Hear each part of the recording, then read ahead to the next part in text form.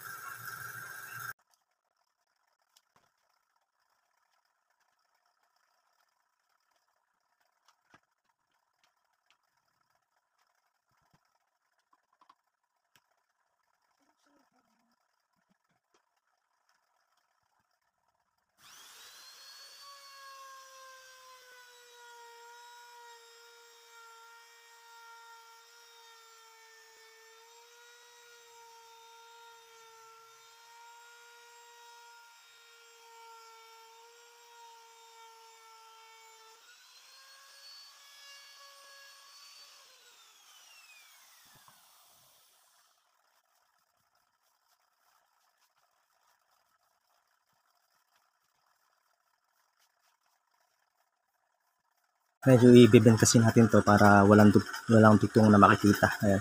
I-router natin siya. Naka 45 degree to parehas. Kaya magiging 90 degree.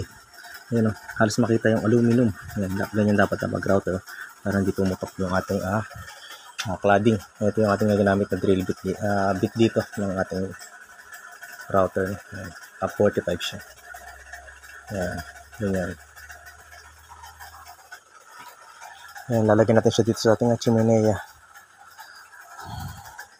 Ayan, bali 3 piraso para 4 na bali.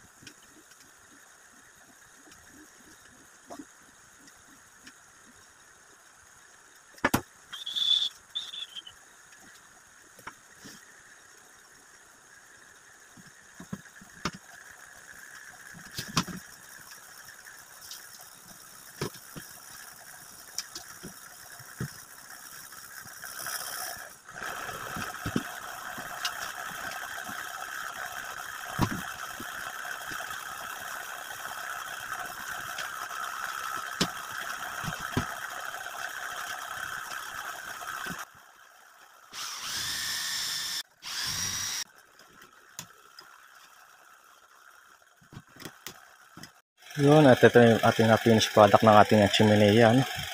Ayan o, papasin nyo rito. Ayan o, wala siyang dugtong na makikita rito. O yung parang edge na kulay black na ganito. Wala tayong makikita ng ganyan. Ayan, dahil ito yung router natin para mas maganda yung kanyang pagtupi. Ayan o. Ayan, same lang din dito sa ating pag-router dito. Ayan o. Malinis siyang tignan. Wala kayong makikita na dugtungan. O yung kulay black na ganito. Wala tayong makikita. Ayan, malinis siya. Pagka naka-router, malinis siyang tignan. Ayan. Malinis siyang tignan. Ayan. Ayan. Ito yung first time natin mag-router ng ating cladding. Okay naman, satisfied naman ako sa kanyang outcome. Maganda siya. Ayan. Dito dadaan yung usok. Napunta ron. Ayan. Ganyan itsura niya sa loob. Ayan. Dito yung labasan ng usok niya. Ayan. Sa puso niya.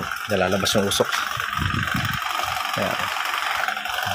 Ayan. First time natin gumawa na to, kaya inisip ko na lang kung paano gagawin, at naisip ko na cladding na lang gamitin para hindi na tayo magpintura, at saka at the same time matibay to kasi outdoor to para hindi na tayo mabulukan tsaka masira. Ayan, matibay naman itong pagkakalagay natin dito ng bubong niya.